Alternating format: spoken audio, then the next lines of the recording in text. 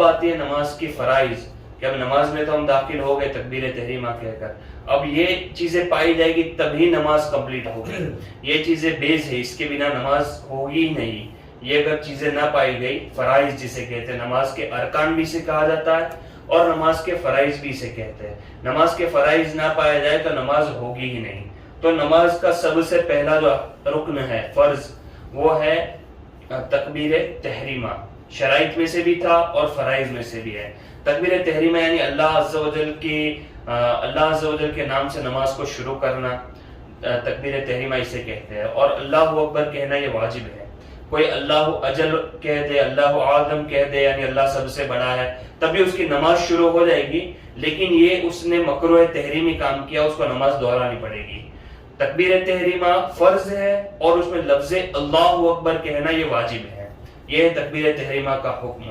اب تکبیر تحریمہ اگر کوئی مقتدی امام کے پیچھے نماز پڑھ رہا ہے، اس نے امام کے ساتھ اللہ اکبر میں اللہ تو امام کے ساتھ کہا، لیکن اللہ اکبر کا جو لفظ اکبر ہے اس نے امام سے پہلے کہہ دیا تو اس کی نماز نہیں ہوگی۔ یہ ایک مسئلہ ہے تکبیر تحریمہ کا۔ دوسرا مسئلہ یہ ہے کہ امام رکوع میں ہے اور یہ مقتدی پیچھے جوائن ہوا، اس نے اللہ اکبر کہہ کے ڈائریکٹ رکوع میں چلا گیا، اور جب را کمپلیٹ ہوا اکبر کا تب اس کے ہاتھ گھٹنے تک پہنچ گئے ہوگے، تب بھی اس کی نماز نہیں ہوگی۔ تو اس کا طریقہ یہ ہوگا کہ امام رکوع میں ہے تو پہلے ایک مرتبہ اللہ اکبر کہنا ہے، یہ تکبیر تحریمہ، پھر ہاتھ نہیں باندھنے، اللہ اکبر کہا، ہاتھ چھوڑے، پھر سے اللہ اکبر کہا اور اب رکوع میں داخل ہوا۔ یہ صحیح طریقہ ہے۔ اگر کوئی ڈائریکٹ اللہ اکبر کہتے ہوئے رکوع میں چلا گیا اور رات جب کمپلیٹ ہو اکبر کی تب اس کا ہاتھ یہاں گھٹنے کے پاس پہنچ گیا ہو، بھلے اس نے نہ پکڑا ہو، پہنچ گیا، اس کی نماز نہیں شروع ہوگی، شروع ہی اس کی نماز نہیں ہوگی۔ اسی طرح کوئی شخص اللہ اکبر کی جگہ معاذ اللہ اکبر کہہ دے، یا پھر اللہ اکبر کہتے اللہ اکبر کہتے، اس طرح سے کہے تب بھی اس کی نماز نہیں ہوگی۔ تو نماز کا پہلا رکن، پہلا فرض تکبیر تحریمہ۔ دوسرا رکن یہ قیام ہے، یعنی نماز میں کھڑا ہونا۔ اب قیام کا ادنا درجہ، ادنا حد یہ ہے کہ اگر وہ کھڑے رہ کر ہاتھ اپنے لمبائے تو گھٹنے تک نہ پہنچے، گھٹنے تک پہنچ گئے اس کا مطلب یہ رکوع کا ادنا درجہ ہے، وہ رکوع میں ہے۔ اس طرح کھڑے رہنا کہ ہاتھ اگر لمبائے تو اس تک نہ پہنچے، یہ اس کی منیمم حد ہے۔ اور کامل قیام، پرفیکٹ قیام یہ ہے کہ بندہ اپنی پیٹھ سیدھی کر کے کھڑا ہو، یہ کامل قیام ہے۔ قیام اتنی دیر ہے جتنی دیر قرات ہے، یعنی جس نماز میں جتنی دیر قرات فرض ہے اتنی دیر قیام بھی فرض ہوگا، جتنی قرات واجب ہے اتنا قیام واجب ہوگا، جتنی قرات سنت ہے اتنا قیام بھی سنت ہوگا۔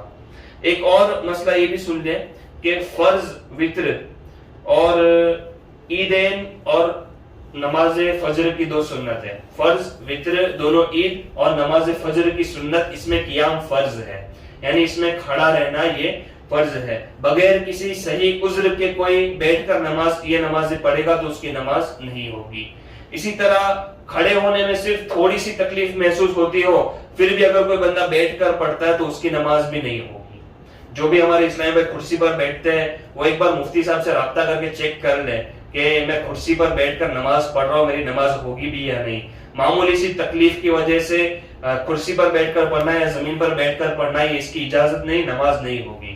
کیونکہ کرسی پر بیٹھنا یہ کوئی چوائس نہیں ہے، یہ آپشن بھی نہیں ہے، یہ جب مصیبت ہو، تکلیف ہو تب کے لیے راستہ ہے۔ تو جو بندہ صرف اس کو کھڑے ہونے میں دقت ہوتی ہے تو اس کے لیے تو حکم یہ ہے کہ یا تو ڈنڈا لے، عصا لے، اس کے بل سے کھڑا ہو، وہ نہیں ہوتا تو کسی دیوار کے سہارے سے کھڑا ہو، اس طرح سے وہ نماز میں قیام کمپلسری کرے۔